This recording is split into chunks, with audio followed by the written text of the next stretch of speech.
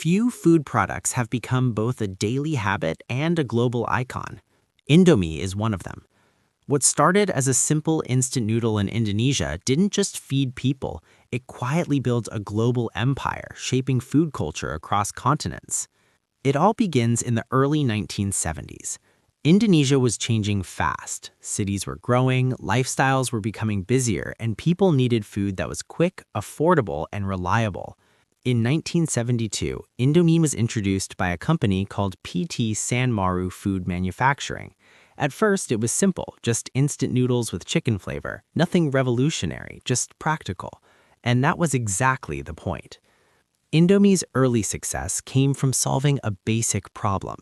It was cheap, easy to cook, and lasted a long time on the shelf. For many families, students, and workers, it became a convenient solution in a rapidly modernizing country. But at this stage, Indomie was still just another instant noodle brand. Then came the turning point. In 1982, Indomie launched something different, mie goreng, a dry, stir-fried style noodle inspired by traditional Indonesian cooking.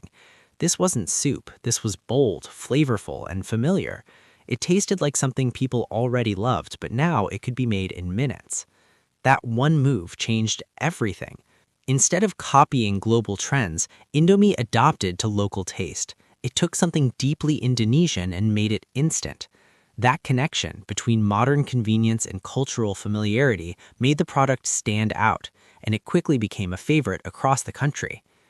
Around the same time, another important shift was happening behind the scenes. Indomie became part of Indofood's Success Macmore, a growing food company that would later become one of the largest in Southeast Asia. With stronger production, better distribution, and bigger ambition, Indomie was no longer a small product. It was becoming a national brand. Through the late 1980s and 1990s, Indomie expanded rapidly. It increased production, introduced new flavors, and reached more parts of Indonesia. But the real leap came when it looked beyond its home country. Indomie began exporting to international markets, first nearby regions, then farther away. One of its most important moves came in 1995 when Indofood opened a factory in Nigeria. It wasn't just exporting anymore, it was producing locally. And something remarkable happened.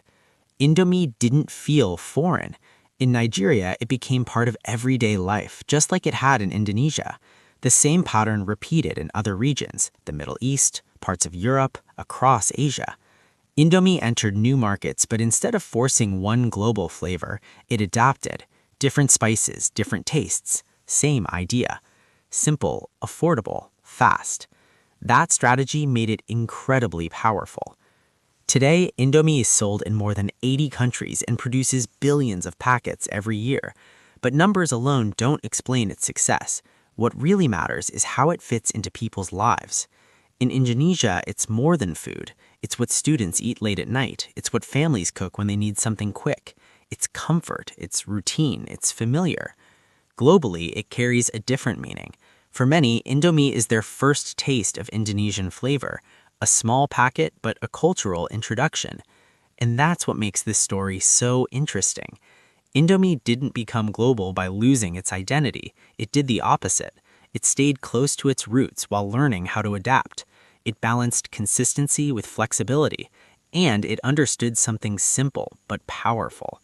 People don't just eat for convenience, they eat for connection.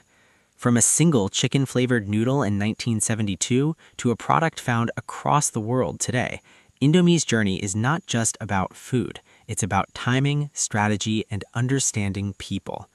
Because sometimes the simplest ideas, done right, can go farther than anyone expects.